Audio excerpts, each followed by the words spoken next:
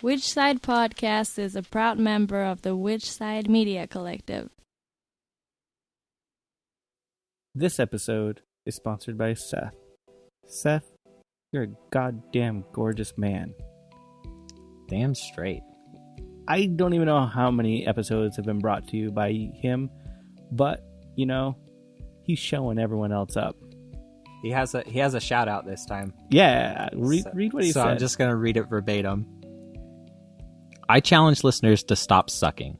You don't have to sponsor a lot, but if you listen and have not sponsored just one episode, you suck. Got a smartphone or smoke? Then shut up. You can afford to help. Did you eat out somewhere last week instead of taking a lunch from home to work?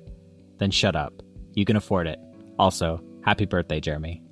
Aw, thank you, Seth. I just want to say those are all Seth's words. That's the best shout out, though. It is the Hilarious. best shout out. So thank you again, Seth. If you want to sponsor an episode, you can do so by donating at least $10. That's how much it costs us to produce an episode for you. So if you go to whichsidepodcast.com, click on donate, and donate at least $10 or more, you can sponsor an episode yourself.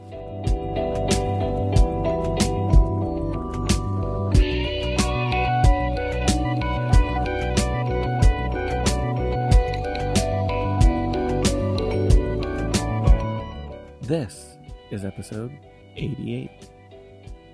Yeah, we have Josh Dunlap from Boing, Anarchist Collective. He has a Library. new distro that he's doing. Yeah, it's super awesome. Pretty much just selling books at wholesale, not making any profit from it. Just trying to maintain themselves. So listen through it. We hang out with him.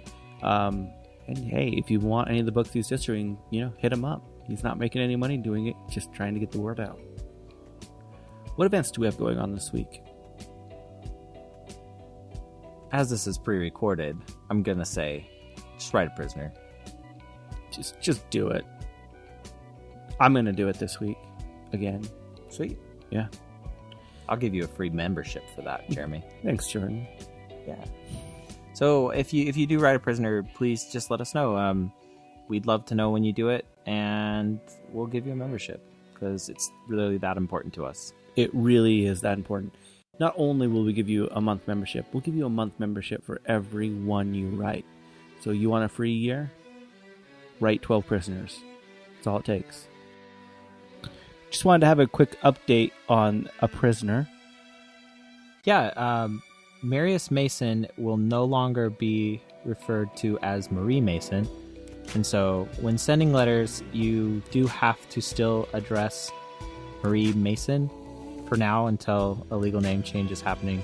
But he's transitioning currently right now. And so it's super important to write letters because transitioning is hard. And it's hard as fuck in prison, I can imagine. Most definitely. So show your support and write him.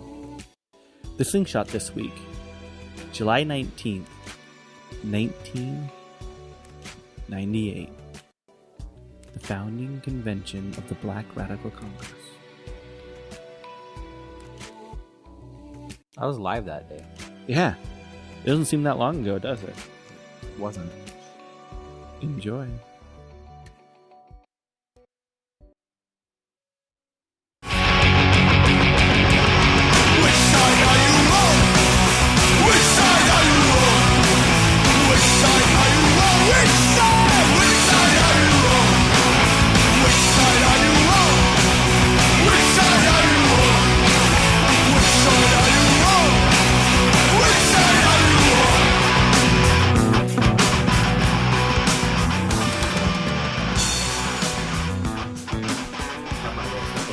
Barely do good, so let's go home. But I got my robot. No way, man. Yeah. I would love to play my something. rubber rejuvenator. I don't have a super nice racket anymore, but this is the one I play with. Sick. So. It's so cool. Yeah. Yeah, I really miss playing. I haven't played I so miss it. in a year or something, so we should definitely try to exchange numbers and play sometime. I will play anytime. Awesome. Yeah, awesome. It's been a long time. Plus, somebody was ended up playing a while ago. Really? Yeah, Eric played over at your My house. old house, yeah, when I still had my table. I didn't even know that.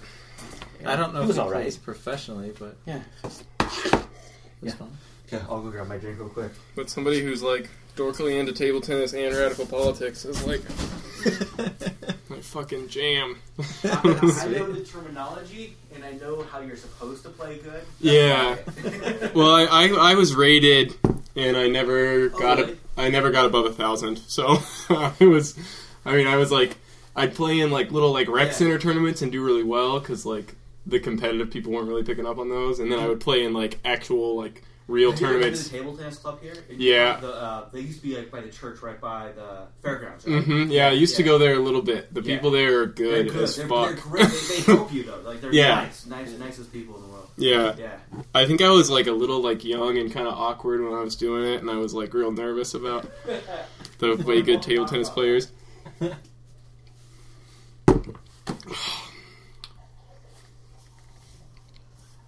So you're doing the farmers market now? Yeah, it was all right. Except I don't know, it was weird today, but we got like 4 times less tips than the other time I did it, which is like Really? pretty massive. Was one on a Sunday and one on No, they were both Saturdays. Like it was like it seemed like about equally busy. I don't know what the deal was today, it's funny that I noticed that Mormons tip less. They tip like 10% because it's like they're tied and they can figure it out easier. That's just so they can figure it in their head. Yeah. Yeah. That's funny. No, we're already recording. Okay. So, yeah, we're just good. No, so I used to, like, my high school had they called it ping pong club. I drives me insane calling it ping pong. But I showed up the first, like, I was, I don't know, what would I have been? I was like 14, I think, 14, 15. And I showed up to the first day of the club, and they were doing, like, a mini tournament to see where everyone ranked. I'm the only one that showed up with my own racket. Yeah. And, like, I just clocked everyone. And, like, I was the dick that was like, that's an illegal serve. Like, come on, man. Like, this is ridiculous. And finally, like, the actual instructor was like, yeah, this is probably not the right thing for you. I was kind of pissed. I'm like, I was expecting to, like, to really learn and, like, get good. Yeah. How did you get into it? I got into it, well, my family played, but they were kind of like basement players, if you know what I mean. And I loved it. And then I went up, for some reason, my first semester of college, I went to Utah State University in Logan. I have no idea why, in retrospect. I quit after a semester. I came down to Salt Lake every single weekend to hang out with my friends. I've only met, like, one weekend in Logan all the time I was there. But then, like, when I was there, I just kind of became a shut-in and read books and played table tennis nonstop. And so that was I really got into it. Do you ever play Penhold? For fun. Yeah. I've never even tried. So, I mean, it's... Yeah. Is that when your whole... Yeah, so it's the backhand. Yeah. Mm-hmm. Yeah. Okay. Some people do some real tricky, like, returns with that, where they'll, like, flip it over and hit with the other side of the racket. I've seen them. It's crazy. It's insane. Yeah, my dad, when he was 18, won national singles and doubles. Holy shit. My grandpa was on the national team until he tore his Achilles tendon playing. No way. Yeah. That's so cool. That's, like, incredible. Hardcore table tennis. I've only ever scored 2 points off my dad, legitimately, ever in my life. Like, he's fat and slow, and he still clocked me. Yeah. Like, even that, I don't know if you ever played with the smaller balls, because it was pretty recently they changed it. Yeah, it was like 38, 35 or something. Even, like, going to the bigger balls, he'll still give me welts. Mm-hmm. Yeah. Damn. He's insane. Damn. Yeah. See, I had the pleasure, growing up, my dad was, like, way better than me, and it was, like, always a challenge to play against him, but I had the pleasure of eventually getting better than him, because, I mean, same thing, he's, getting fat and slow, but also never, like, got really competitive, so... See, my dad was the same way with his dad. He never... I think my dad scored 5 points off his dad ever. And, like, it got to the point where he knew he could probably beat him, but my grandpa was so old at that point, he's like, I don't want to take that away from him. Yeah, it's a fun game, though. And it's so fun. No one really takes it seriously. I kind of hate playing with people that just play in their basement, because... Yeah. It's still not the fun. same. Yeah. It's such a different game. It is. It really is. And I feel bad, like, I'll play with people, like, people who do illegal serves, or, like, people who, like... You can't play with, like, one person just using, like, the sandpaper racket or whatever. Oh, God, like, no. A real racket. It's, like... Yeah. I don't know, it's not fair, really. No. See, that's what we were using in prison, was the sandpaper rackets. My grandpa remembers when they stopped the outlawed, not outlawed, but they banned the sandpaper rackets. He was actually playing when they did that. Whoa. Like, that's wild. Yeah. That's so cool. But man, you can get some good spins. Oh yeah, they were crazy. The balls would, like, defy gravity. It's crazy. Oh, that's funny. That was way funny. So anyways, radical politics. Radical politics. Let's get into it. Cool. I was trying to think of, like, ideas to talk about. Got some, like, maybe more serious stuff and some just, like, bullshit. Cool. Yeah, I'm always for both.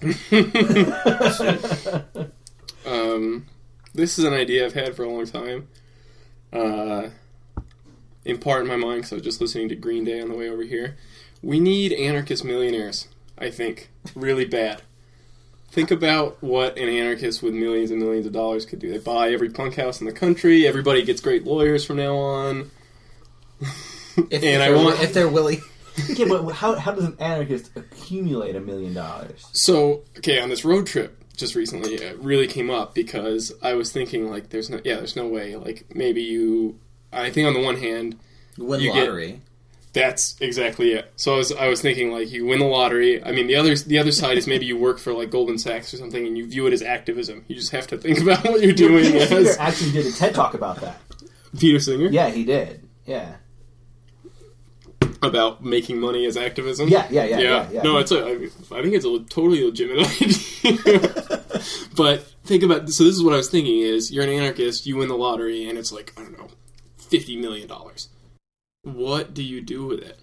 And at first it was sort of like all those, like, sort of like fun ideas of different things you could do. But then I kept thinking, like, is there any way that it wouldn't, like, either the state wouldn't try to take it from you, or it wouldn't end up in some kind of weird hierarchy where you suddenly are, like, the funder of radical politics and you're able to decide what gets money and what is a legitimate project and what isn't, you know. I think it could turn to that. I've always played around with the idea of, like, what do you do if you really win these mega millions of dollars, like lotteries? And, like, what I've come to the conclusion of is I would create as many fucking jobs as I possibly can. I would go down to the homeless shelters and hire every fucking one of them. Just be like, I'll give you each $100,000 a year. You tell me what you want to do to make the world a better place, how you're going to make the society better. Here's your $100,000. Let's go do it. Like, that's what I would want to do. I would just employ the fuck out of people. Yeah, that'd be sweet. Yeah. For your own good, of course. Yeah. Or, like, I mean, you make $50 million. I don't know how much most anarchists are living off of per year in the U.S. Probably lower than most. Probably poverty-ish. Yeah. And definitely. What if you just employ them all to be professional anarchists? You're an anarchist 40 hours a week now? Get to it and, like, do some cool shit. Let me know if you need money for anything. And God, if you're giving anarchists $100,000 to live off of a year, that $100,000 wouldn't be to live off. That'd be to do what you need to do. Well, obviously, but so it includes that in it. Yeah. But no anarchist needs $100,000 a year. Let's just be frank about that. There's some cool shit that could be done for sure. Yeah, there really could be. That's interesting. It's an interesting idea. Mm-hmm. But what I would fear would be happen is, like, you'd get this person that would be involved in the politics, and then everyone would just, like, turn their backs on him because all of a sudden you have this person who benefited from the capitalist system. Yeah. And you just view him as a bastion of capitalism. Yeah. Or then, like, I don't know, like, my partner and I were talking, like, playing around with different ideas. You could try to, like, have it not become some weird thing where you're, like, that guy, like, target of state repression, I'm sure, but also, like, have that weird component where people are, like, trying to get funding from you or whatever. And it was like, maybe you just travel around in, like, a broken down old car or whatever, hang out at punk houses, ask them what their projects are, and then 3 weeks later an anonymous check shows up or whatever. It'd be kind of similar like what happens with organizations like, like Rise Up, where, they kind of get to back, whatever they want to as far as, like, internet sites, and, like, they can really help or make or break an organization, mm-hmm. And for a long time, they really did not like animal rights organizations, and so they. Yeah, you know what I'm talking about, right? Still. So you kind of get that backlash of, like, fuck them for having this power. Like, why should they have that power? Mm-hmm. Yeah. But I'll volunteer to be that millionaire. Yeah. Yeah, me too. I mean, this is something that reminds me actually a little bit of that talk at Boing, where I thought it was interesting where Aragorn talked about how he makes some money, and that he spends 50% plus of his earnings on his activism shit. And then he's allowed to, like, not ever expect his publishing to turn a profit because it doesn't matter to him. He's going to keep putting money into it because he likes it. Yeah.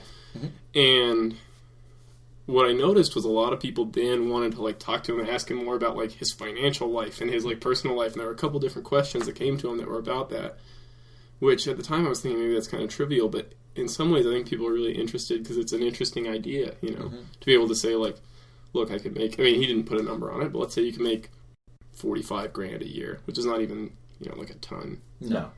But if you can do that and you're an anarchist and you say half of it's going to my activism, it's a lot of fucking money. I mean, like, it is. Yeah. I run a project right now. I run, like, a little book distro out of Boing. And I started up on, like, $200. And it's been, like, super fun. It's been a success. Been able to, like, table at events and stuff. If you had $20,000, I can't even imagine. Yeah. It's a lot of money. Like, me thinking about it for our podcast, even, that's a lot. I mean, without putting specific numbers, we've put in several thousand into the podcast already. Yeah. Yeah. That's our own money. When we get donations and we get help, and they're much appreciated because, god damn it, shit's expensive. Yeah, totally. It adds up really quickly. But yeah. And if we had that, then, like, we could improve so much more. Oh man, we could help people create so much more content. We could actually have a studio. We really could. Yeah, exactly. You know, some soundboards made out of, like, open installation, but it has an Anarchy Kitty on it. Yeah. Which is worthwhile. Yeah, I mean, it's a weird idea.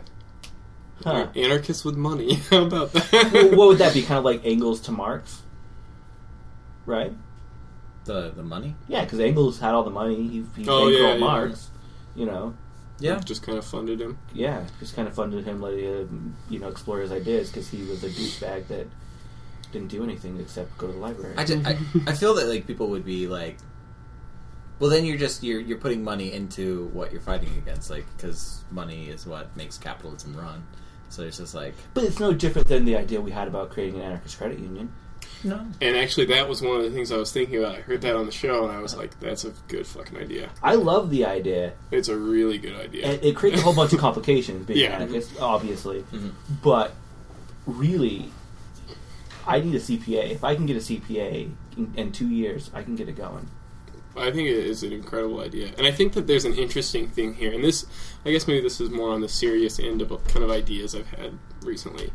And I think there's a odd thing. I don't know, a lot of people come into radical politics from, like, the far left progressive end. Yeah. And it's the folks I was hanging out with at the farmers market today. Is it local? Is it, like, how can I make my purchasing decisions reflect my values is kind of the idea. And there's a logic there that the ultimate manifestation of your politics is in your market behavior, how you behave in the market. Completely. And I don't think that's true. I think that is, like, kind of the capitalist logic in and of itself. And so I think that it's not hypocritical or bad at all to say, like, I want an anarchist project that has money and uses it and, is well funded. It's playing within the system to destroy the system. Yeah. Yeah. But I don't think that it necessarily is, like, I don't know. In fact, I don't think at all that, your market behavior is really that much of a reflection of your values or your politics. Well, it'd only be a reflection of your values or your politics as far as what you are aware of your market or your behavior is. So, like, this is one of my biggest problems with the idea of capitalism is, like, well, capitalism is equal because you have a choice. Well, you only have the choice if you're educated on that choice. So, yeah, if you know that you're buying, something A and that comes from slavery and you still chose to do it, that is definitely a reflection of you. Right? But if you don't know, then that's not a reflection because you're unaware of that. Right. So that's where I think it's both at the same time. But I also think that, like, we're not going to buy our way out of this crisis. Oh, where, like, I no. had this, like, when I was a kid in high school, I had this, like, massive moral conundrum. It's like, I can never buy anything ever again because, all these corporations are so bad, and if I buy from them, then I'm accountable for all the terrible things they do. And now I realize, like, I'm not accountable because I didn't decide that capitalism exists in the first place. And as long as I continue to struggle against it, like, the ways I struggle against capitalism are the ultimate expression of my values, not how I act within it, as I'm forced to act within it. You don't have a choice. Yeah. I felt the same way. I've always struggled that with being American, right? Mm-hmm. I was born American. This is not a choice. This is not, and I was born a white male in a middle-class family. Like, now, it's how I behave going forward. Like, that, I can't be responsible for the decisions America makes just because I was born in America. Mm-hmm. Yeah. It's, sucks. Yeah. But I think we have to be responsible for, doing the best we can. Yeah, and I think that's the point. I mean, in some ways, that's kind of like a privilege discussion, and I think it's easy, especially like if you like going down the privilege route. If you think about like, I don't know, like issues of citizenship, issues of gender, and you really think about like the different ways that privileges you, there can be like that crushing guilt moment, like, oh my god, like I'm benefiting from so many different people in so many different ways, but that the crushing guilt isn't really productive, and it's how you use your situation to try to combat those things. And rejecting all of those privileges isn't even productive. Mm-hmm. And that's what sucks. And I experienced this like with conversations of patriarchy, and this is definitely a product of patriarchy. But I can talk to some bro-y dudes about feminism, and they'll listen to me, and maybe something will actually click in their mind, and it'll internalize. Where if a woman was saying it to them, they would blow it off as whatever. And that's a type of privilege I definitely intend to use. I try to talk to bro-y dudes about feminism. Totally, definitely. How do you talk to bro-y dudes about feminism? I want to have this conversation. That's tough. That's tough. I think, and people might totally disagree with me on this, and into that, but I think if they're like just like people in my wider social circle who I know I'm going to be running into more often, and they like I notice that they say things or have kind of like behaviors that bug me a little bit, or like people I know, it bugs them. I don't call them out on it. Mm-hmm. What I do is I try to wait until just a time when that conversation will come up naturally, and then not use them as an example. And then if like this is of course like a mild case, not like somebody who's like saying real fucked up stuff all the time, but just kind of like your average bro-y dude that doesn't really think about patriarchy. And I think that is far more likely to get the conversation going. I've had this with a couple different people where then it comes up again and again, and they want to talk more about it rather than like. Can you give me an example of like this conversation? Oh god, I'm trying to think.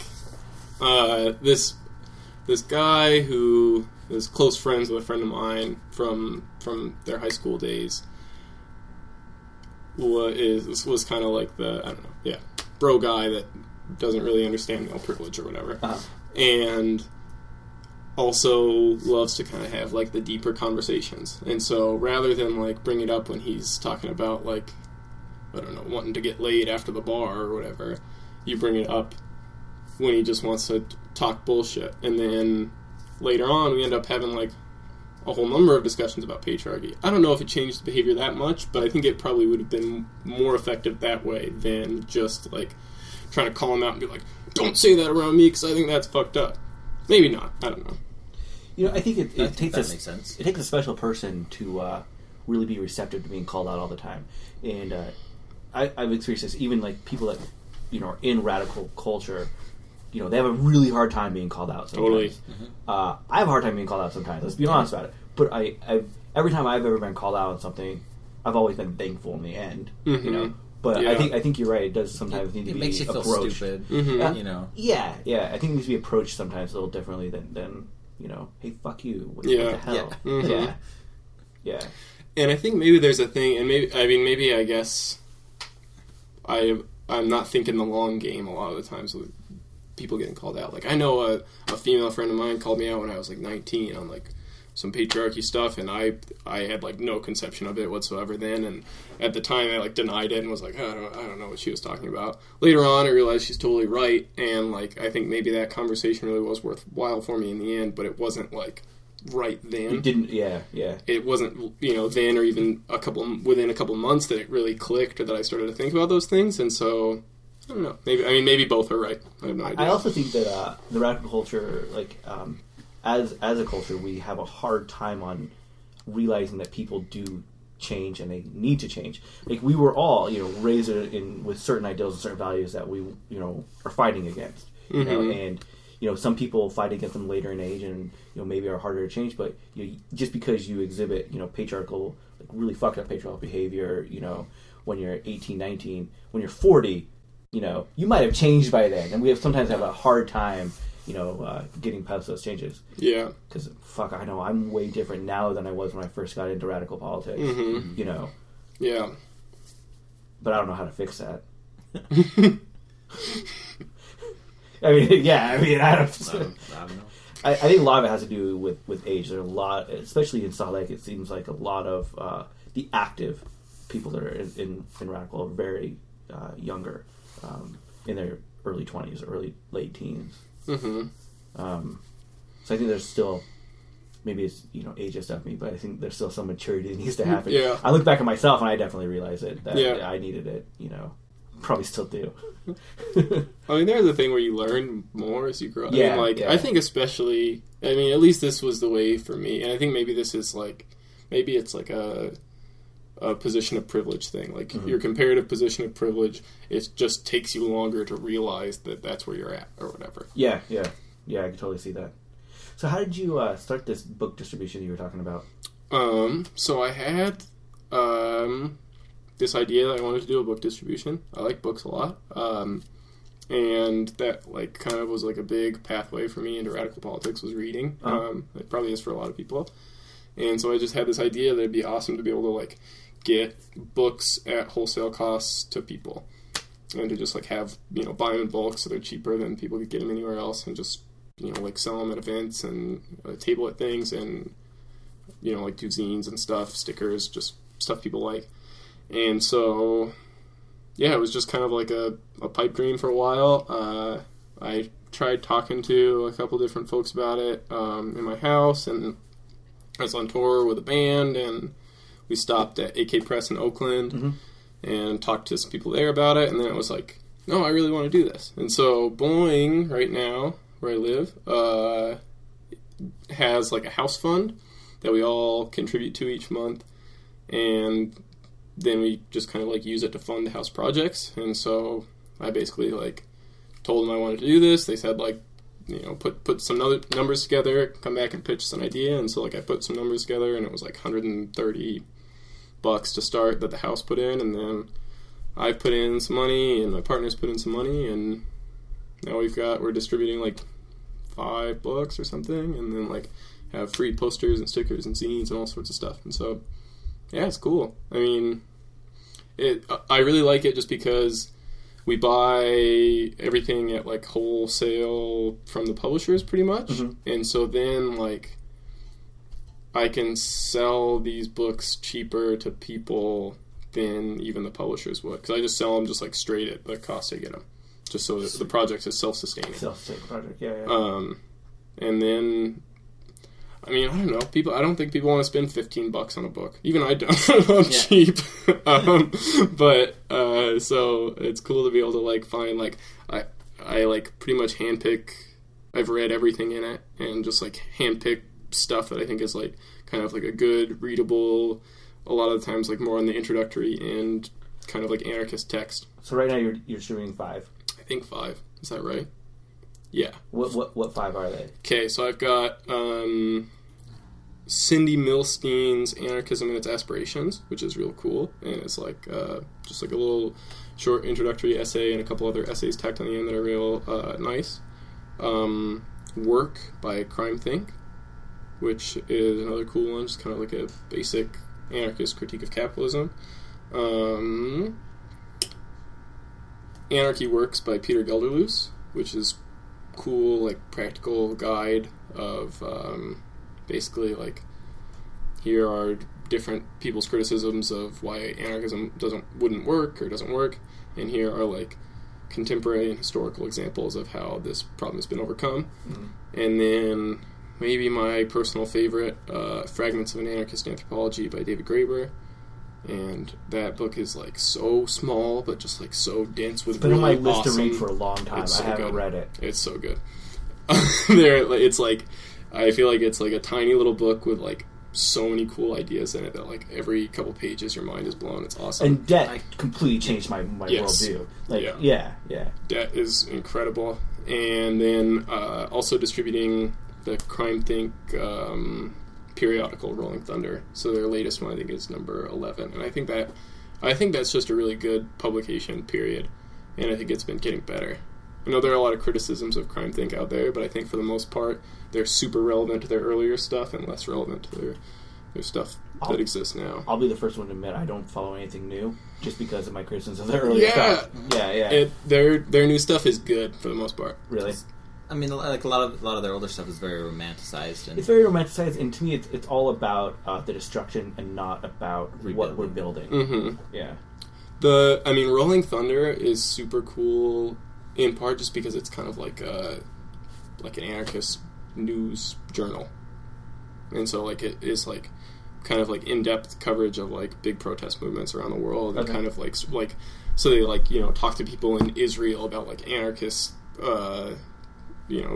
goings on there. They talk about they talk to people in Turkey who like Turkish anarchists who were involved in the Gezi Park uprisings, and like kind of like I don't know, cool in-depth stuff that you don't really get elsewhere. And a lot of it is like real detailed and good analysis and like sharp and relevant, and not at all like the drop out of life and live in a dumpster and whatever that their earlier stuff maybe was.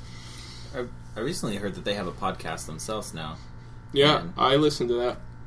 Yeah. Pretty much every episode. It's good. Is it? Yeah. And it's the same. I mean, it's like a lot of news, and then they try to like cover a different like component of anarchism every time. Also, they link to you guys from their site for one. Really? Yeah, there was like a listener that called in and asked about other anarchist podcasts, since they have like a... Sweet. Awesome. Well, they're not so bad then after all. That's funny. I had no idea. Yeah. That's awesome. Yeah. I've actually never listened to the podcast. It's good. Yeah, it's way good. I'm an avid podcast listener, mostly history podcasts and stuff. Mm-hmm. But I'll have to check it out. Yeah, it's a good one. I'm trying to think what the latest one was, and I don't know. Maybe more about Ukraine. They've done a fair amount of coverage about Ukraine. Awesome. But they've also been doing they've done like like green anarchism and like insurrectionary anarchism and like debunking anarcho-capitalism and like the relationship between anarchism and communism. Let's be honest. I am blown away by those people. I can't believe that. I think they only exist on the internet. They don't exist. Obviously, they don't have any real organizations. They wouldn't be able to get along. But there was one that like spammed our Boing Facebook, and I had to like really restrain myself to stop from like typing a million things like I hate you. And I realized you can't fight on the internet. But that's pointless. What kind of stuff? Like, I was posting something about May Day, like, come out for May Day, it's, like, cool to be part of, like, this grand, historical, wide-reaching geographic tradition of resistance against capitalism. And this person's like, oh, is this a communist page? It's like, no, it's an anarchist page, which is inherently anti-capitalist, you idiot. I can't stand those people. I can't take them seriously. Is there a borderline between trolling and people actually being genuine? They believe it. I mean, I got deep into I try to stay away from the social media world. I got deep into the Facebook lurking for this one because I was so confused about where this Utah anarcho-capitalist is coming out of the woodwork to criticize us for being communists or whatever. Yeah. So I follow him back. He's part of all these different like Facebook anarcho-capitalist groups, and they've all got thousands of members, and they truly believe in like the morality of the market. Like, they truly believe that if the market was left to its own devices, it would be the most moral thing in the world. Like, historically, it's just proven totally inaccurate, but even logically, it's inaccurate. I can't understand it. And I've noticed that they critique cynicalism the hardest out of everything else. Yeah. So that's why it's such like a power struggle, because I identify more syndicalist with green tendencies. So like it's always that it's like, well, fuck you, and they're like, well, fuck you. It's so weird. And then the thing that made me so happy was this person was like, like posting a whole bunch of shit, and then they went back to their little anarcho-capitalist group and said like, how do I make an argument against, like, they asked for help, and I'm in an argument with communists or whatever. What do they call us? Ancoms. Ancoms. That's what they say. Which is weird, because I would never call myself an anarcho-communist. I mean, I guess communism is like a component or whatever, but I just think of anarchism as inherently, like, there's no question about it really in my mind. It's inherently anti-capitalist. Yeah. But yeah, like, I'm in an argument with Ancoms. What do I say? Basically, they say to this group, and they give them like all this like garbage.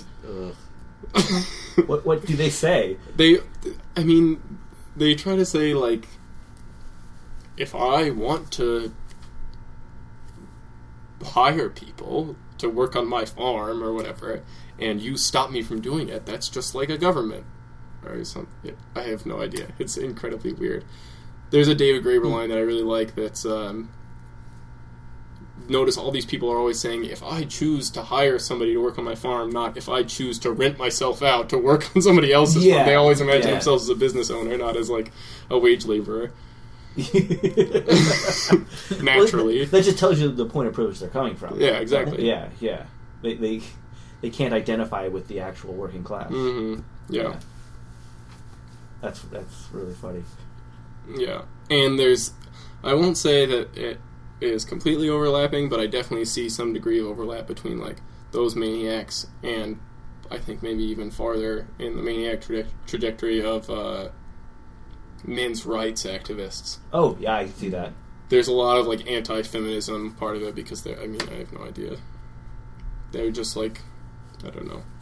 So what got you interested in anarchism? Good God, I don't know. I think that part of it really was like I was into radical politics, but it kind of like that odd mix of like, I don't know, everything from like the left end of the Democratic Party to like whatever kind of like democratic socialism, the kind of like imagined utopia of Scandinavia, and like kind of all that weird like left muddle that maybe a lot of people roll around in for a while. And I think part of it maybe was like reading anarchist books I got from Boing, which makes me like super excited to like now live there and like try to make the library more accessible and like so other people can use it and maybe hopefully go that same route. What do you think was your most influential book you've read in your getting involved into it? Oh, this is the thing that I'm not going to lie. I'm going to tell the truth. I'm going to be embarrassed about it probably, but I don't know if that's the right word, but I think the thing that really like changed my mind and made it so I felt like I would identify as an anarchist, weirdly enough, was Derek Jensen. Really? In game. Because that, and I now like don't really identify with the message of that book. Not even, I mean, outside of even his whole like personal stupid shit, I kind of like, I don't even think I'm really would be into his writing anymore. I don't know, I haven't really revisited him in a while. Mm-hmm. But that, like, kind of the green component, the environmental component, and, like, the kind of, like, industrial civilization critique is what kind of got me on the A team, even if I don't really think that much about it. Would you say you prescribe more towards primitivism? No, not anymore. Okay. I guess this is sort of the weird thing, is, like, I was so into this idea of primitivism, and it made me want to study anthropology in school because I figured like that was kind of like the grand repository of knowledge about this, and that would kind of like give me some insight into, I guess, you know, what a primitivist world really would look like. And then after studying anthropology, I couldn't possibly identify as a primitivist anymore. Really? What studying anthropology made that change for you? I think that in some ways primitivism is very, like, almost, like, spiritual or biblical almost. It's kind of got, like, this grand tale of, like, the fall of man with agriculture or whatever. And in reality, I kind of feel like what anthropology shows is that you can have, like, I don't know, on the one hand, like, Aboriginal people in Australia who had, like, kind of like a strict, what's the word, gerontocracy? Is that right? Like an age hierarchy?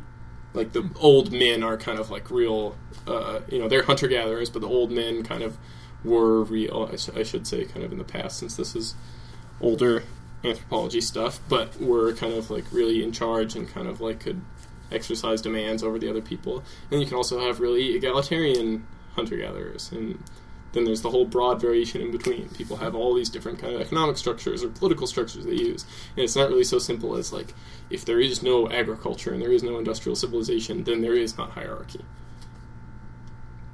I think that, maybe, like, agriculture allowed for centralization that couldn't happen without it, but it's not like that is primary. Mm-hmm.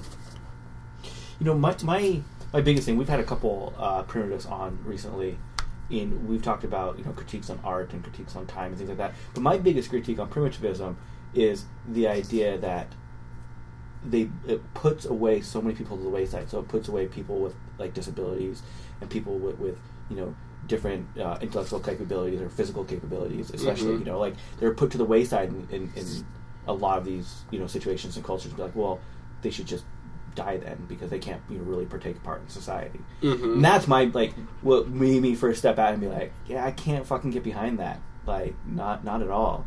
Yeah. Like. And what do we do for elderly? What do we do for mentally ill or people who are just sick? Yeah, exactly. Like, why do we have to let them die? Yeah, I think maybe part of what it is, I think it's very removed from the reality of everyday struggle, I guess. Mm-hmm. When your only potential meaningful goal is to have all of industrial civilization and no cities anymore, it's hard to conceive of victories in that. Yeah, but they take it way beyond just no cities. Yeah, it can be down to no language. Exactly. Yeah. And if that's your conceivable victory, then it almost, like, makes struggle meaningless. Yeah. And I think part of it comes from, like, there's a big kind of, like, cultural feeling of some kind of, like, impending Armageddon, I think, especially in the radical community. And there's this book from AK Press, I think, that was out a while ago, called Catastrophism. Mm-hmm. And the kind of, like, the drawaway point from it was, if our only potential way to conceive of a better world is through Armageddon, that has a stifling effect on people wanting to be engaged in struggle. Why fight? Yeah. Yeah. And so maybe there's an impending Armageddon, maybe there's not. Maybe things will just keep getting worse forever if we don't do anything about it. And so I think that whether or not there's going to be some kind of massive economic, ecological, industrial collapse in my lifetime or not, it kind of is irrelevant to me in everyday life, because I want, whether there is or not, I want to kind of, like, advance the struggle against capitalism. Yeah. I think it's more important to actively live, your struggle than, actively live your daily life how you want to, be. Like, I should, example myself as how I want it to be now, in every way I possibly can in the current system. And not that I do. I struggle. I mean, let's just be honest. Yeah. I mean, sometimes you just want to sit around and not do anything. You want to not. I mean, I had that day yesterday. Like, I think I'm going to play video games for a while. So you said you talked to the distro center in Oakland of AK Press. Right? Yeah. How were they receptive to, like, your idea? I mean, I think that they kind of had the wrong impression that I was thinking I was going to, like, make money with some kind of book distribution. And they thought, good luck. I mean, they've been having really, really hard economic times, and it kind of, like, showed there. They said they'd gone from, like, 12 full-time employees to maybe, like, 3. Yeah. And they're still doing the same amount of stuff, and so they're just, like, fucking worked. And it's honestly one of the reasons I'm a friend. I'm a friend of AK. I love them. I also want as much as I possibly can. Yeah. And I mean, I think it's incredible, and I love what they do. But it's like it's a huge amount of work, and I think that it kind of like shows that they're overworked sometimes. So that was their thing a little bit. Was good luck, you know. But now it's cool because I'm able to do like some big orders from them, and I mean, since I'm getting it pretty, I don't know if it's like totally wholesale, but it's like buying in bulk, and also since we're friends, we get it like pretty much 50% off. Yeah. And so like, I don't know if they're really making that much off some of the big orders that I'm putting in for the distro, but maybe they were just gonna like maybe a little bit. And I've heard them talk about running collective organizations on that size, and they say it's the most difficult fucking thing in the world. Yeah. Like, way more difficult than anyone could imagine. I haven't been in anything that large of scale, you know, that they do, but it's always been difficult in everything I've been in. Yeah. Working with Jordan's a pain in the fucking ass. That's one person. You don't have to send stuff all over the country, all over the world. Yeah, it's crazy. Now we have the Witchside Media Collective, which has other podcasts in it. And we're trying to help a podcast in India, not to like call them out or anything, but it's challenging, man. Mm-hmm. Like it's, you know, just working with people across the world. Yeah. Oh shit! Yeah. Yeah, but it's a lot of fun. I mean, it's rewarding. It is. It's really rewarding. So. I like the way our collective is structured, though, because each podcast works on things. They're individually. Mm-hmm. Yeah. And then as a collective, we make decisions on collective stuff. But like, you know, some like the people in India can't really. They don't have a lot of say. internet access for one, which makes it very difficult. Yeah. But they don't have say over how we structure our podcast. No, we wouldn't have say however they structure theirs. Yeah. So I like that because, you know, it makes it a lot easier. Yeah. What's been really challenging dealing with them is that like I've been helping them on all the backbone, like the internet stuff and how you structure a podcast and how you get the feeds and everything else to work. And since they don't really have a consistent internet connection, like what they do is it's pretty amazing. They record on a cell phone. Whoa. Then they send me the raw file through WhatsApp in an internet cafe, and it's like a day's wage for them to do that. Like, Whoa. yeah. And then I do everything else, like trying to get the backbone editing, but it's the communication back and forth, and it's That's wild. So far, we've only got one episode up. That's super cool. But they have 2 more recorded. They have 2 more recorded that they're trying to get. Yeah. Getting them to us so that we can help them with them is what's difficult. Mm-hmm. Yeah. And they talk about like radical Indian like politics. I don't know if you know much about Indian politics at all.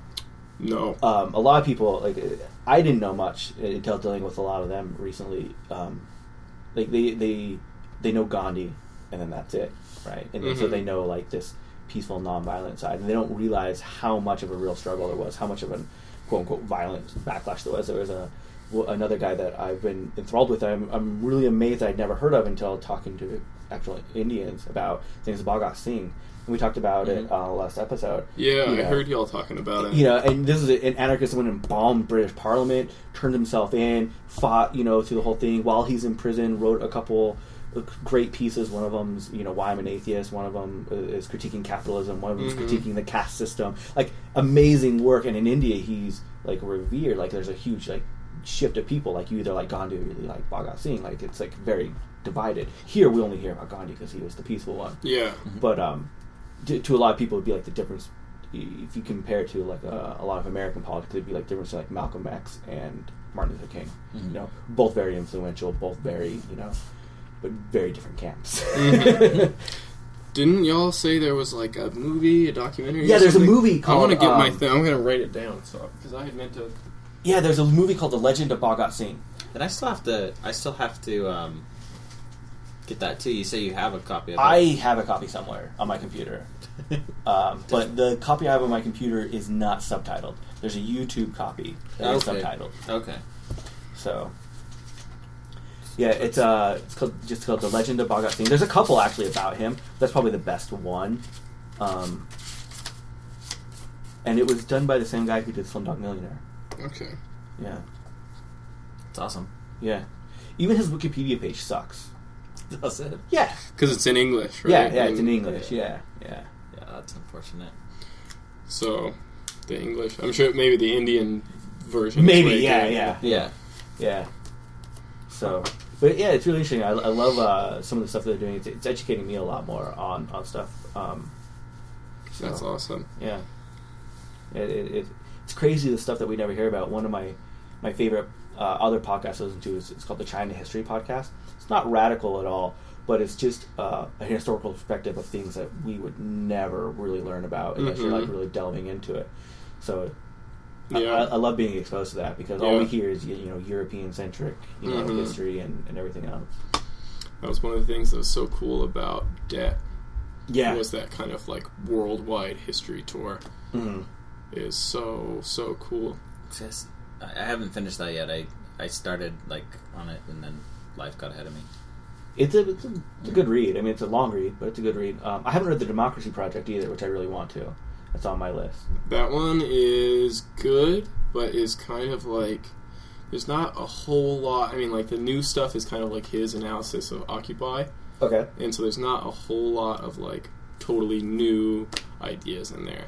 But I am like a giant David Graeber nerd, and so I've read I think everything pretty much that he's written. And I'm kind of just slowly going back and reading everything again because a lot of it is so like dense. There's so many ideas in there that you could probably read it like a whole bunch of times and still find new stuff every time that is like super worthwhile. So that's how I was with Zinn. Zinn was one who got me involved into radical politics when I was in 10th grade. I had a history teacher. First day of class, it's like one of those things you hear about and you're like, that didn't really happen. And like I'm kind of shocked. Zinn. She gets to the front. She's this old lady. Her name was Betty Davis. Right, and she wasn't the head of the history department. She was like the second in the history department of high school.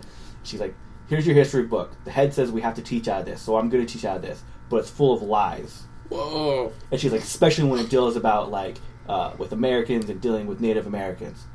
If you want a real history book, and she holds up people's history of the United States, she's like, this is what you need to read. I'm like, so I got it and I read it, and I was like, it changed my whole fucking mind. Like, so I've been a huge fan. I've read everything. I was lucky enough to see him speak before he died. Oh, wow, yeah, cool. Yeah, it was amazing, yeah. Side note, I wish I would have known that Miss Davis was more radical. I went to same high school after. Yeah. She was old, and that was like her only radical thing was really about dealing with like, she was very against European-centric history. Very, very against it. That was like the most radical part of her. Everything else is pretty straight-laced old lady. But that's funny. I feel like I have a similar, not similar, but I kind of like a same kind of like introductory moment with that same book involved. And it was when I was in high school. I mean, I was still already into kind of like the lefty soup thing, but I went to church camp because there was a girl I was dating who was still into Jesus, and I wasn't anymore, but I went to church camp because she wanted to go and she wanted me to go with her, and I went there, and there was an incredible keynote speaker at this church camp who was American Indian activist, and he just pretty much he didn't talk about God at all, really. He just spoke about like activism and like working with the AIM and really? Yeah, and like rambled about, I shouldn't say rambled, but like angrily talked about Columbus Day and like how it's a bullshit holiday. And I was blown away, and I went and talked to him afterward, and I was like, how did you end up here? Like, this is the kind of stuff I'm into. I just came here, for not a good reason. Why are you here? He's like, yeah, I don't really believe in God or Christianity either, but it's a paycheck, and I can just talk about activist stuff. He's like, like talking to me real quiet. The people come up and hand him the check while I was there, and he like winks at me, and then he like gave me a reading list, and a People's History was on it. So I bought it when I was in high school. I never was able to read the whole thing cover to cover until this year, actually. Really? But when I did it this year, 4 or 5 times. It's so good, honestly. And I still remember that dude's name, Mark Freeland. I want to try to look him up sometime. Oh, that's amazing. Because that's hilarious. He gave me a reading list of like, it was like Ward Churchill, it was like all sorts of like radical Ward Churchill stuff. is great. Passive Mythology is like one I always tell people they need to read. Like, that's definitely on there. So I think I grew up in the punk, and like, so I guess I identified as anarchist, but I didn't know what it meant. Like, and then it wasn't until like reading more radical things, which aren't even that radical, but like lies my teacher told me. Have you heard that one? I have it on my bookshelf. Yeah, and so like that was the stuff that I think it was more of like that anti-authoritarian like conflict that I Yeah. I would read that just so that I could tell my teachers they were wrong. Yeah. Like that. Yeah. Yeah. And then it kind of progressed from there. But it's a great moment when you can tell your teachers that you're wrong. Yeah. I don't know if you want to say fortunately or unfortunately, I already began that with my daughter. One of my favorite things. So she's just finished first grade, and she had to turn in an assignment this year on Columbus Day. Oh, okay. And one of the questions was like, what would you do if you were a pilgrim or something like that? And all she wrote was, I wouldn't kill the Native Americans. That's rad. That's way rad. I ended up getting in trouble. I think that like you can get carried away maybe when you're like younger and a bit more hot-headed. I ended up getting in trouble with like a couple different. I used to like every single teacher in college I would have to like try to get into some big argument with and tell them they were an idiot or whatever. But I will say at Slick there were some just fucking wild teachers. I have no idea how they're teaching college classes. There's a hardcore syndicalist there teaching history. Really? Yeah. There's That's not who I got. There's a communist teaching political ideology. Yeah. I got the like war historian, pro-America, pro-violence guy for American history, and it was awful. And he said some of the most fucked up stuff. I wish I had actually called him out more. I think he told our class that Katrina was not a natural disaster so much as a race riot. Whoa. Yeah. Whoa. I never had. I mean, I took some classes there, and I was waiting the first day of class one time. I was sitting in the back before the professor walked in, and I was reading a Chomsky primer. I can't remember which one it was. Just one of the little pamphlets, right? And this guy walks by, looked at me, looks at me, and he goes, "Chomsky, huh?" I'm like, yeah. He goes, "That was gonna be an interesting class." Walks to the front, it's the professor. I'm like, "Oh shit." So like anytime we talked about like anything like left politics, he was always like, "That's what you guys believe, right?" And point to me like, "Talk about what you believe." I'm like, "I'm not like a communist. Like, why are we talking about that? I'm an anarchist." Like, yeah, I could say, "Yeah, that's what they believe." I had a really funny political ideologies class at Slick. Was it Gold? Oh, I don't remember her last name. Oh, it was a female? Yeah. But in the class, there was like, I was kind of like in the left soup still. I was like, probably would have called myself like a democratic socialist or something like that. There was like, just like a far kind of lefty, but like solid like Democrat person. There was like a Tea Partier guy.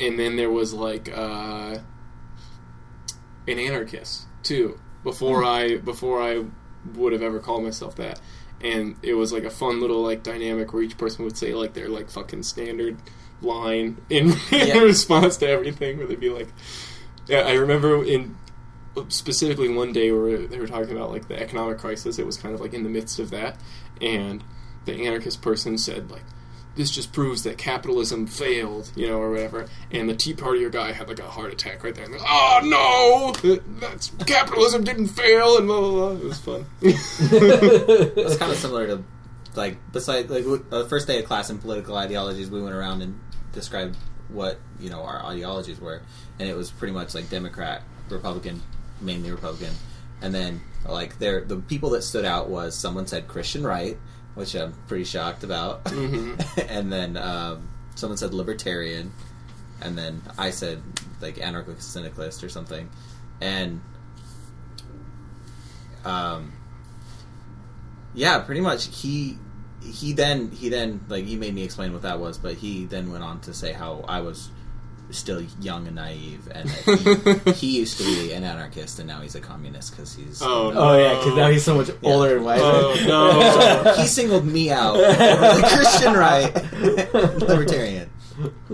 You know what? If I was a professor, I would do the same thing. If somebody told me they were a communist, I'd be like, "You're young and naive. You're young. We'll get you're gonna grow up and become an anarchist." It reminds me when we were at the rendezvous last year. We had a camp out. We do over Labor Day, and someone was like, "Oh yeah, I'm a communist." I'm like, "Never trust a communist. They'll just come to kill you one day." And like it started this huge like debate. And they kind of like felt bad, but hey, cab, all communists are bastards. I feel that way legitimately. Oh, that's funny. Here's an idea I've had. I've been like thinking about it just the past couple days. So a couple different experiences sparked this for me. I went to Rainbow Gathering. Oh, you did just go for to a that? day. I just went up for a day and hung out and talked to people. There was an anarchist discussion group just happened to be happening right when we walked in, so I really? sat down and did that. And then I also did the 999 ride for the first time. Do you know what that is? I'm not familiar. It's like a bike ride, like a group bike ride. People meet up at 9th and 9th at 9 o'clock. Oh, yeah. No, yeah. It's every Thursday. Yeah, I thought you did something. I'd never done it Gathering. before, and I did that for the first time this week. And so my idea is kind of like these are both instances of collective law breaking. So like Rainbow Gathering is like all these people. It's a more extreme version, really, because it's all these people. I mean, they're collective law breaking in that they're like, doing drugs and whatever else. But that what they're doing kind of is like building a little model society for a week in the woods, with a bunch of hippies or whatever, and a lot of the stuff they do is illegal. They actually have some pretty intense police repression because of it now, which is a bummer. Yeah, they brought a magistrate in a trailer. Yeah, to it was crazy up there. There were so many cops. It was wild. I heard there was a murder up there this year. I think there was just a stabbing. Okay. And not a murder. I don't really Sounds follow like the prison Rainbow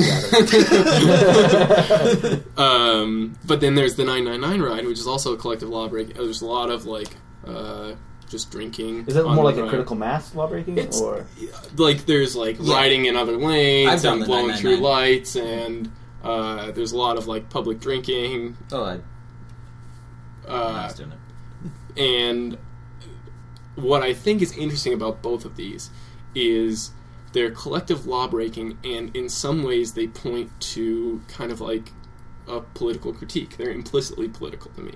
Because what you're saying is, when we all get together and break the law together to the point where we have safety, where we're, maybe we're less likely to get arrested, or we're not going to get arrested, we're not going to get ticketed, we think it is fun and worthwhile, so we spend our time doing it. We go out of our way to do it. Maybe for Rainbow, you're traveling across the country. For the 999, you're giving up a night of your week to go and do that. And we think it's legitimate because we all engage in it. And I think what it shows kind of is that, I don't know, there's a political critique there that, maybe these laws that we're breaking are never legitimate, but that we are only breaking them now because we have the numbers, or we have we've opened up the space to do so. But I think that most people engaged in these would deny that there are political implications, or when faced with them would say that it's not true. And so I experienced that a little bit up at Rainbow. There was this kind of aggro hippie dude, which was super weird just by itself, but who came and just shut down the anarchism discussion.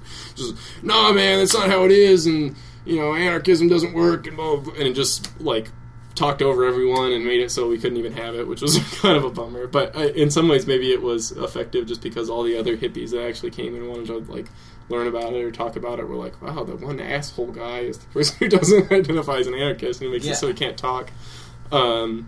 But then also I think the 999, and I know I've talked to Burning Man people before too, which I think is another great example. They're just going out and building a city in the desert for a week and having fun and experimenting with new social forms and new economic relationships and all these different things.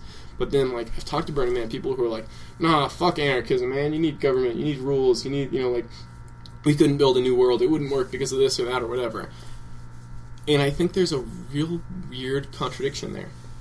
Yeah. That doesn't make a lot of sense. I've had a weird feeling about Burning Man ever since I was first introduced to the concept. It's never sat right with me. I've never been. I want to get that clear. I can't have a great critique on it. But the idea that how much it costs to go, for one, and the origins of it, it just seems like to me it's a huge way of getting middle class people's money to be able to say, I can do drugs for a week. Yeah.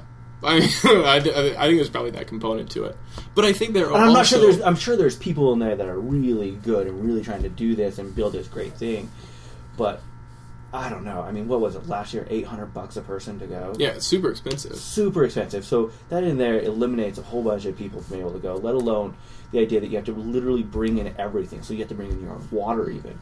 Like, you know, that it creates this huge. So it's like a class that they're creating, saying like, well, we fall into this class together, so we can build a society together. Yeah. So people outside this class kind of don't really fit in. Where does that money go to? The organizers. There's a non-profit organization that run it. And there, I mean, like, I stayed with... Oh, and 50,000 people go, by the way. They cap it at 50,000. I mean, that's huge. Yeah. At $800 a pop. Do the math there. Is that going towards entertainment, like the DJs and stuff? I'm assuming that's what's No, there, right? all that's free. Like, that's people showing up and just doing it to do it. Like, all that's volunteer stuff. I know some of it goes to, like, art sponsorships. They do. They'll sponsor some, like, art supplies and things like that. Yeah. I mean, I don't think that it is an explicitly political thing at all, but I think it is very much an implicitly political thing. And I think that's maybe is, like, the interesting thing about it. Is, like, it's not, I mean, like, there are a million really good anarchist critiques of Burning Man and why, I mean, it's like kind of like a middle-class playground, you know, a little bit. Which, I don't know. Whatever, people can have fun. But the thing that's interesting there is, like, I don't know, my friend's, like, super conservative dad goes every year and loves it. And what that points to me is, and there's, like, you know, there's the collective law-breaking component of it. I mean, they have to be a bit tighter, I'm sure, because there's, like, you know, I mean, it's so big that there's probably, like, a lot of kind of oversight. But, there's collective law-breaking, there's this element of building a new world, there's this whole, like, nothing's for sale there. I get that you have to pay a big ticket price to go in, but it's, like, kind of, like, imagining, like, what if society just functioned totally different? And I don't think that Burning Man is the ideal, you know, society we should hold up as, like, that's what the world should look like after the Rev or whatever. But I think that there's an interesting thing where, like, people really love and enjoy this idea of, like, what if I could just be in a different society for a while that didn't function the way this one functions. I totally agree. Like, it totally shows you that people want something different. And I think one of the first rules of Burning Man is like they call it, like, radical self-reliance. I think what they call themselves. Yeah. And to me, like, I totally get that, but I'm not, an individual anarchist. Like, I'm more in the community, and that totally to me is like totally just doesn't fit my personal radical point at all. But I wish we could have something like that was more truly anarchist and not just, you know, let's go do shrooms for a week. Yeah. Not that you're wrong with necessarily doing shrooms for a week, but it seems like it focuses more on the depravity of society. Like, you know, well, society says we can't do these, so we're going to go here and do these. Society says we can't, you know, go here and have these relationships, so we're going to go here and have these relationships. Well, why not just build your society to be able to do that? I think critical mass is, like, a good example of, like, that. I would say that that's a large intent, like, of that is to I'm losing my words right now, but basically you not completely follow the rules of the road. And I think the whole point is to not follow exactly. the rules. And so, like, the whole intention, as opposed to taking a week away to get high, is you're actually putting yourself in more jeopardy. I kind of feel, because you don't have, like, that. It's not a. Well, it is fun, but it's not that same fun factor. Yeah. So I guess, like, in my mind, if I compare, and I know these aren't, like, directly comparable or whatever, but if I compare, like, a political march, where maybe you get to take the streets and break the law and do all those things, compared to, like, the 999 ride. If we had weekly political marches, there would not be that many people there. Yeah. No, yeah, that's true. And so, like, there is something to, like, making fun the whole point. But I think it's weird. I don't understand why. I'm looking for insight on this.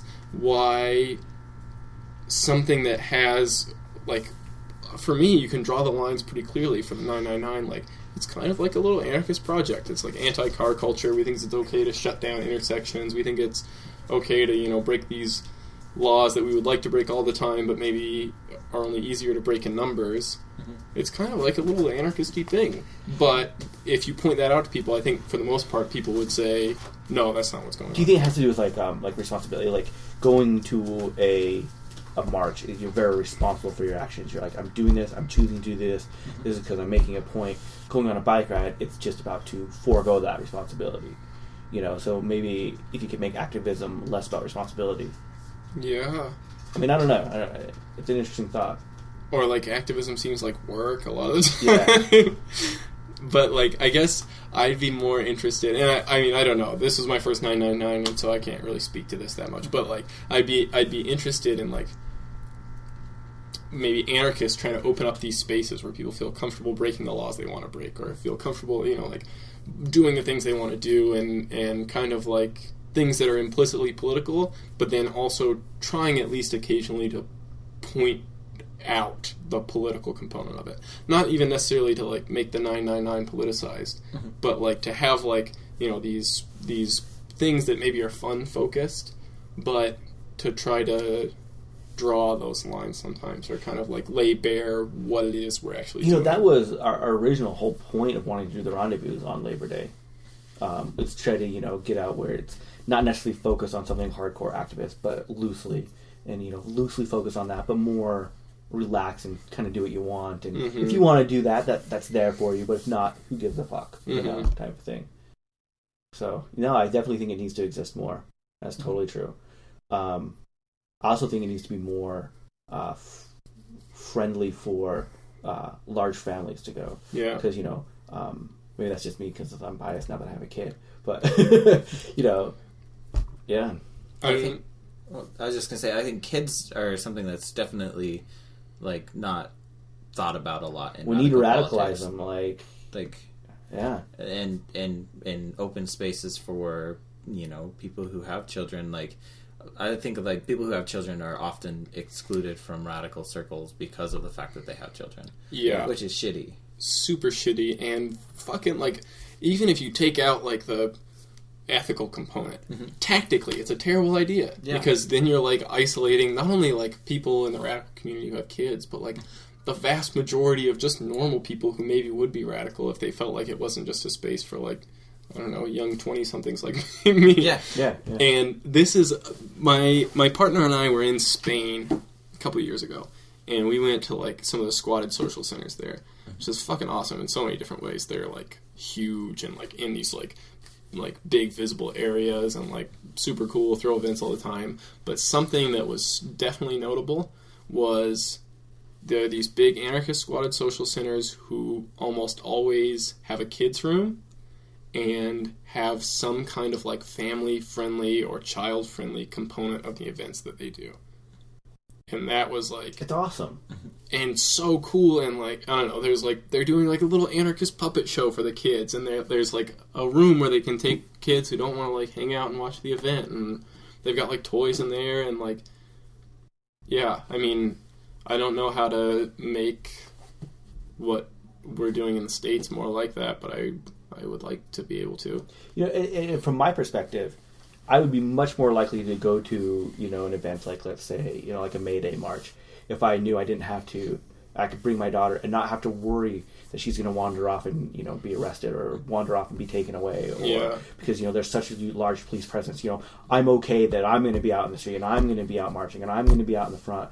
But, she's over there and she's okay. And there's somebody helping to take care of. I'd be much more likely to, show up and really push it and let her be aware of it, and so she can see, like, what it really is to stand up and what it really is to be, because they're brainwashed so much, like, oh, cops are good guys. Like, oh, the fuck, no, they're not. Like, you need to know that. Like, I don't want you running to a cop if you need to. Yeah. Like, if you feel you need to. So that's actually really interesting. I had never thought of that. But, like, for you to be able to be more active, you would need someone to help with the kid. Her. Yeah.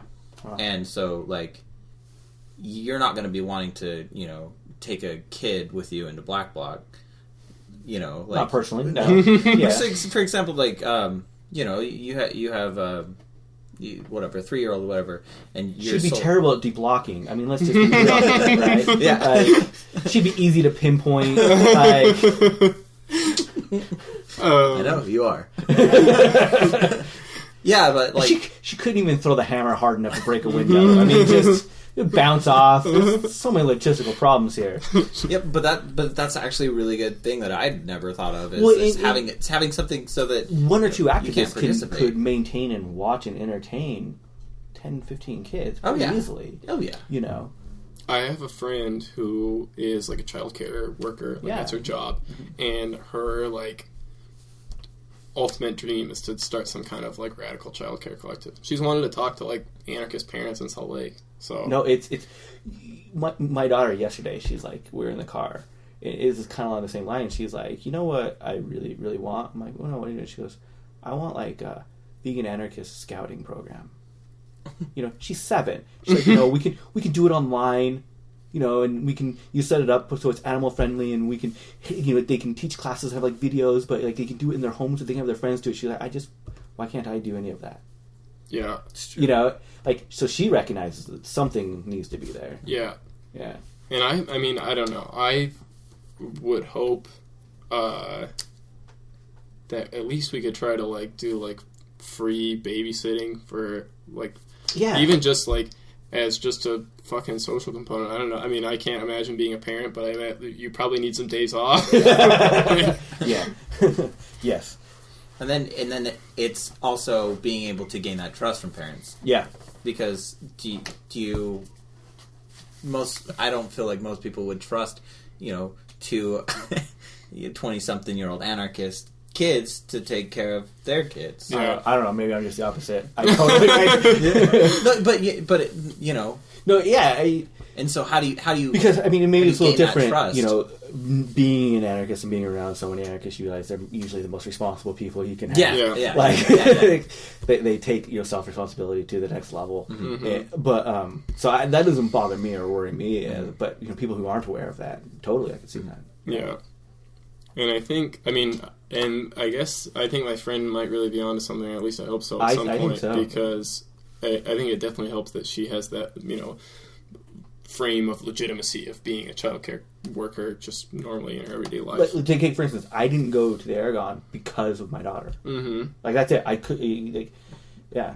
Like, one, she's not going to sit there and listen. Let's just be honest. Like, she would be a disruption. Like, she might get through, like, 20 minutes and be like, I'm bored of shit. Like, what am I doing here? Yeah.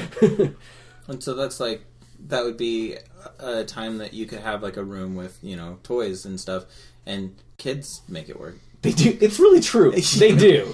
They you really have do. Legos in there. You give them a basic framework, and they'll be like, okay, cool, I'll deal with this. It's better than listening to that shit. Yeah, exactly. I looked after kids a little bit during Food Not Bombs one day, and it was way fun. It was a little, like, wild, and it was like, I can't even imagine being a parent. But it was super fun, and, like, I just, like, suddenly they're in my room, and it's like, oh, what do I have? It's like, oh, I've got this book with pictures of monkeys in it. Do you guys want to look at that? And I'm like, oh, yeah. And then it's like, we want to draw. And it's like, oh, I've got, like, these postal stickers we use for graffiti. Like, here, why don't you draw on those or whatever? I'm like, probably all over it. Yeah. See, and that's a way that you incorporate radicalism into... You draw on these stickers and then post them. Yeah, put them up. Which is you can do it if you want. You can do it. You're going to get in less trouble than me. Yeah, you're not. What, the cop really gonna? But but I mean, that's just. I think that's really cool. I would like to see that a lot more. Like, even if no kids show up, at least have a space where at least it's available. It's available, and so people, if you have it available at every event. And maybe there are some events that it's not, you know, it's not appropriate for a kid to be loud, hardcore shows. Yeah, something like that. Break your ears. But even having a you know, an alternate option, like people who maybe not be interested in that hardcore show could babysit. Mm-hmm. Yeah. So they could have like a babysitting space where everyone could drop them off there and they watch like 10, 15 kids. Yeah. So, like, I think that's something I'd like to see in the community, for sure. I think maybe I'll try it, like, upcoming events at Boing. And maybe, like, punk shows really isn't, like, the place to try to kick that off. But, like, to try to say, like... You know, and there will be a lot of times where no kids will show up. But just that's to, like... what it is. Put it on Facebook or something. Like, if you're going to bring kids tonight, we'll have somebody who will be able to, like, just hang out with them and... Get, like, a box of Legos. Like, honestly, kids love Legos. It's really true. Box of Legos, coloring book. Yeah, really, they're honestly good. Crayons and you're good. Yeah. Maybe some trucks and dolls. Doesn't matter. Yeah, it doesn't matter at all. I mean, we're doing kid shit at Boing half the time anyway. I finger painted for the other day. First time in years the other day. It was so much fun. It's fun, right? I loved finger painting. Yeah. And it was not because kids were around. It was just like, what do we do today? Let's watch the World Cup and then finger paint afterward. That's There fun. you go. So, how can people, follow your work and maybe buy books out of your distro, or? So I guess I'm tabling at pretty much every event at Boing now. So the Radical book thing will be up at Boing. I'm trying to do other events, but I haven't been as diverse as I would like to be. It's mostly been punk shows at Diabolical Records or whatever, which I don't know. I think it's important to table at punk shows because there's a political element there that can be capitalized on. But I mean, I'd really be interested in doing more events. I've wanted to do the U and I still haven't. So I mean, I would love to maybe I guess I'm on the Boing Facebook. If you message Boing Facebook and you have any idea whatsoever of a event in Salt Lake that I could throw that table up at, I would love to do it. Could people purchase directly through you through the Boing Facebook? Yeah, I mean, if you send a message and say hey, this is for Josh and I want to get this book, then you can definitely do it. And let's see what else. Yeah, I guess people can get in touch with me there. I mean, I have an email address. I'll give it out. I don't feel weird about that, really. Should I just say it out loud? Yeah. It's jd3162@hotmail.com. I didn't know Hotmail still existed. It does. It's really hard. I wasn't able to confirm with y'all through email the way I wanted to because it wants me to verify my account, and it's well, we can send you a text, and it's my parents' old home phone that doesn't exist anymore. Whatever is the phone number on the account. Yeah, that's my email. So get in touch about the book distro there. I want suggestions for other books that people think that we should carry, or zines is another huge one because through my partner's work, we've just been printing out zines for free. We just go up when people are gone. It's at an office, and we just go up there when people aren't there and just print out lots of zines and posters and stuff. And so I would love to hear other zines, maybe more introductory that people think are quality, and yeah, other books people think. And then I guess the other big thing I wanted to at least mention is if you're in Salt Lake, the Boing Library now is cataloged. There's 800 books. A lot of them are really good. A lot of them maybe are not good. I think I'll say it. Maybe this is controversial. I think we have too many vegan cookbooks. Even as a vegan, I think we have too many. But there's a lot of good stuff there, and totally is meant to be used. And then it's also we have a computer database of everything, so you can search by author or by year it came out, That's or awesome. by Dewey Decimal number, in case you have those memorized, or keywords in the title and stuff. So That's awesome. yeah, it was a lot of work to put it together, but I think it looks pretty good now. I'm stoked about it. So That's I would love for people to come by and use that and check out fucking 20 books. I don't care. I want people to. And we get everything that AK Press puts out and Little Black Cart too. So if you see something new that's coming out on AK Press, you don't have the money to buy it, come and check it out at Boing. Have you gotten through Against Capital? No. Although somebody checked it out. Really? I haven't. Direct Struggle Against Capital? Yeah. A tome of a book, 800 pages of Kropotkin. Kropotkin, yeah. I want to get through it. But, Did you read Anarchist Economic? What was that book called? Accumulation of Freedom. Accumulation of Freedom. I read that one. I liked it. Really? It was tough for me. Here's what I think. And this is, I love AK Press. I really do. Don't anyone take it bad against AK Press. But I think that they kind of just need to put out a lot of stuff. And so they just put out collections of essays on this. Economics, education, whatever. I was really stoked for it when I first heard they were doing it. And I'll be honest, I was a little disappointed. I think what they do is they just like send out maybe a call like, anybody put out an essay on economics, and half of them are good and half of them are crap. I think the only one that really interested me was the Shaq one. Oh, yeah. Talked about stop hunting and animal cruelty. Almost all of them just seem very dry and hard to get through to me. Mm-hmm. Not that the information wasn't good or Yeah. there wasn't things I could take away from it. I just had a hard time even turning a page. Yeah. I mean, I think, some of their collections, I think it's like, each essay is hit or miss, and maybe I think I need to remind myself, like, if you're halfway through an essay and just, like, so far it just has been not worthwhile to you, it's not like, you're not proving yourself to anybody if you read the whole book, everything cover to cover. Pick an essay that's good. Go for it. Something that stuck with me from that book, though, The Accumulation of Freedom, that I thought was really interesting was they were trying to say, like, we talk about capitalism as, like, hegemonic or whatever, but that maybe, like, lots and lots of our economic interactions don't follow capitalist logic, even ones including that have money involved. Yeah. And so I think that's really cool to think about with, like, stuff like my book distro, for example, is not like I charge money for the books, but it doesn't follow a capitalist logic because I will never ever make a profit. You know what I mean? Yeah.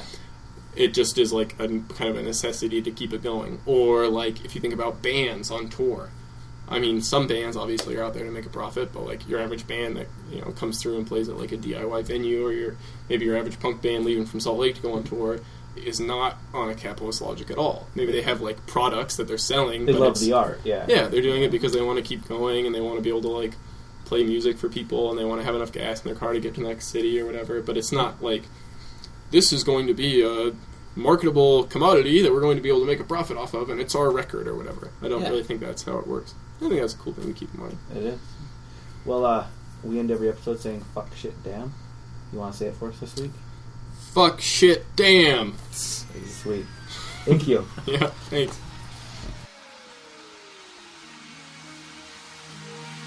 This week you heard Little People, Alligate Patterns, Right Now you're listening to Opivo, Petrichor, and as always, El Comandantes. which side are you on? I liked your little echoey effect on that. That was nice. I had my hand covering the mic. Your little echoey effect. Yeah, it changes